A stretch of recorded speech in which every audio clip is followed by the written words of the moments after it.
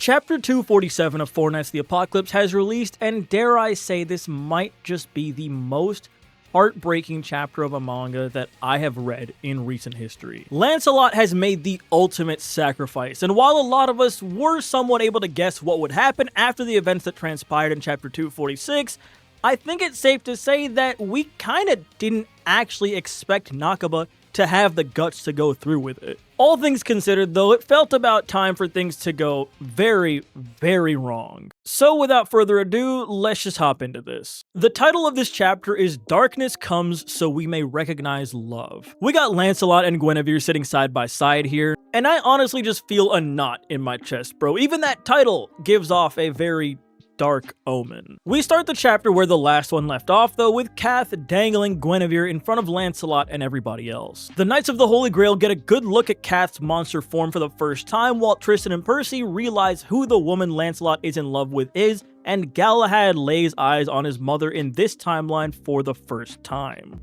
And honestly, given how instinctual Galahad feels for the most part that we've been seeing these past few chapters, I'm kinda surprised that he's not just immediately lunging at Cath ready to attack. Obviously, Lancelot is frozen in place, but Galahad, I feel, has just as much reason to attack, not to mention, he's also not the focus of Cath's malice at the moment, so he kinda just blitz him, you know? Though at the same time, I guess he does have his sensibilities too, and isn't just going to freely attack while his mom is dangling in the air. Guinevere finally wakes up though, and immediately calls out to Lancelot several times. And this is already an insane reunion to have. I honestly cannot imagine what is going through Guinevere's mind right now. Gawain, on the other hand, immediately getting ready to attack before Cath stops her, saying that if she tries anything, then Guinevere is dead. Lancelot telling Gawain to stop as well, which actually surprises Cath, funny enough, before he goes on to taunt Lancelot about being Guinevere's lover. Now honestly, this kind of slightly clears up the problem of Galahad not attacking, because if he had tried anything, then the same interactions would have likely happened. Cath is putting the pieces together now though that Lancelot was the one who in fact teleported everybody out of Camelot. He then basically reveals that he killed Guinevere's parents right in front of her, and that's when she brought up Lancelot. Now, I may sound like a broken record when I say this, but Cath is genuinely so sick in the head, bro. Stating the obvious. And some may call Guinevere dumb for bringing up Lancelot in Cath's presence, but really I see a terrified girl who simply wants no harm to come to the one she loves, and is shouting without thinking while being actively traumatized at her parents, you know,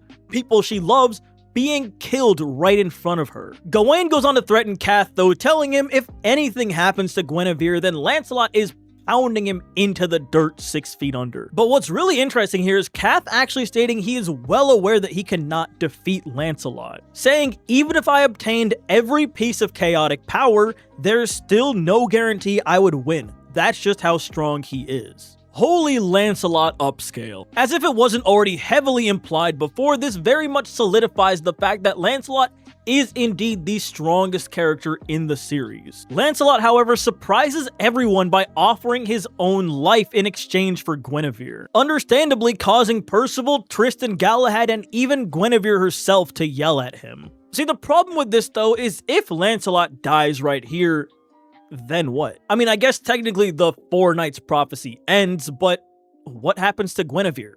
Cath is just gonna do with her as he pleases again, like he always keeps doing. Cath, however, reveals that all he wants is the destruction of the world and does not care to kill Lancelot. Instead, he's offering a contract. And honestly, this might be one of the smartest moves that Cath has pulled. Because I mean, he already lost to the Sins, so even if Lancelot dies, it's not like there aren't other people who can still beat him up. So yeah, Lancelot dying simply isn't good enough for his plans. Instead, he tells him, you must accept the chaos, Lancelot. Accept it along with my own wicked will. Cath promises that if Lancelot accepts his terms, then he will leave Guinevere unharmed. If Lancelot refuses, well, Cath knows that he can't beat Lancelot, but at the same time, Guinevere will die as well. Unfortunately, this is a terrifying ultimatum. So in other words, either Lancelot becomes evil or Guinevere dies. Pick your poison. Of course, the other Knights of the Apocalypse, Gawain, Percy, and Tristan, try to call Cath out for bluffing until he stabs Guinevere, showing that he is indeed not joking.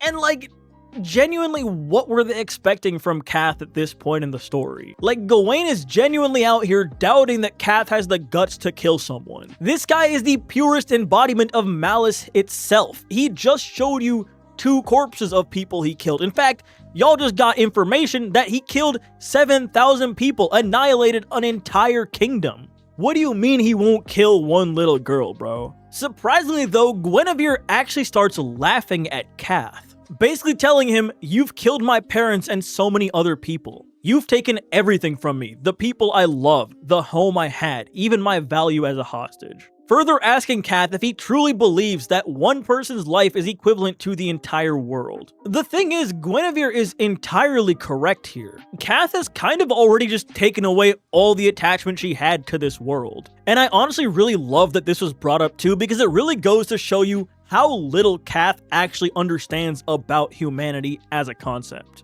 Guinevere then turns to Lancelot, and this next part genuinely breaks my heart, man. She basically tells him there are so many people that still love and care about him. You know, he has his parents, Bon and Elaine. He has all of his friends, the Sins, the other Knights of the Apocalypse, everyone in Leonis, as well as the fairies of Benwick as well. Everybody loves and values him. Further encouraging him to just kill Cath for everyone else's sake and simply remember her in his heart.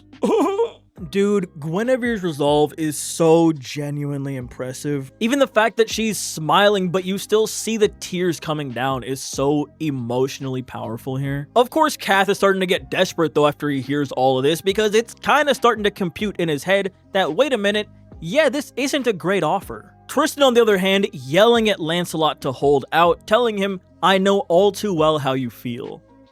No, you don't, bro. When has Tristan ever been in a situation as messed up as this? Am I forgetting something? Did Isolde have something happen to her that was even remotely, comparable? Not that I remember. I get it, Tristan. You're trying to be a good friend, bro. You're a sweetheart. It's adorable. But you're also telling him to watch the girl he loves die. So no, you don't really know how he feels. Unfortunately, Lancelot has reached a breaking point, and understandably leaving everybody dumbfounded, he accepts Cath's offer. Now, as shocking as this moment is, Cath's expression is just hilarious, man. Yeah, so, I have your girl right here, and you gotta listen to my terms if you want to see her safe. Alright, fine, I'm listening. What are your terms? You want me to, unalive myself? Nah, none of that. Just give me your body. As if. Yeah, okay, I'll do it. Yeah, I mean, of course you're not going to take the offer. You're too much of a goody two-shoes to let yourself be manipulated by my malice and the power of chaos. You have all your friends here and... Wait, what?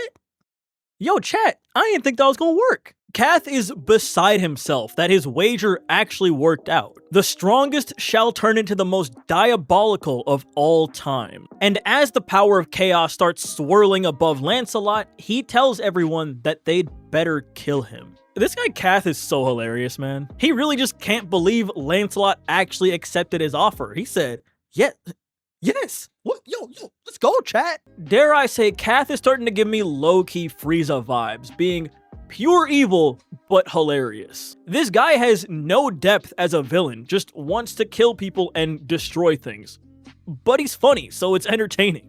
Tristan grabs Lancelot, begging him to explain why he just did this, with Lancelot asking him, "What would you have done?" Percival trying to stop the chaos to no avail. And it honestly makes me so sad to see Tristan like that, because this is his best friend, man. But at the same time, that is a good question from Lancelot. What would you have done? You tried to tell him you know how he feels, so yeah, what would you have done? And Percival holding back Tristan here is going to be an image that is burned into my memory for the foreseeable future. But Lancelot, as he is being consumed by the power of chaos, gives a final order to the other Knights of the Apocalypse, telling them that they need to stop him, and telling Gawain that if Percy and Tristan wimp out, she needs to beat some sense into them, before smiling to Galahad, his son, as well. I honestly respect the faith that Lancelot has in the other knights, because he's been telling them from the start that they are all way stronger than they give themselves credit for. Even against the four evils, for example, Lancelot was fully convinced that the other knights should have been able to win those fights without him. And I think this is their time to try to live up to that potential against their own friend. But Lancelot is now fully consumed by the power of chaos as his friends continue to call out for him. And in his last few seconds of consciousness, he has one final exchange with Guinevere, where she calls him an idiot, and Lancelot agrees but is also confident that his dad, Bon, will understand, before promising her that he will never let her be alone. And that is where the chapter ends. Oh man, this one was a roller coaster and a half, dog. This is obviously objectively a terrible development for the other knights, and really everybody else who exists in the world, but at the same time, is an incredible development for the narrative itself, and I just have to accept that. It's really easy to say Lancelot is being dumb here, but at the same time, I can kind of rationalize his thought process when you put all of the pieces together. I mean, you either guarantee Guinevere's death, or you save her and then put faith in your friends who you've believed in this entire time to stop you. And while at first glance it's like, oh crap, Lancelot is super overpowered, he now has even more power from chaos as well as a fully corrupted mind. You know, this was a terrible decision, but at the same time, I think on the flip side, this really goes to show you just how much genuine faith Lancelot has in Percy, Tristan, and Gawain.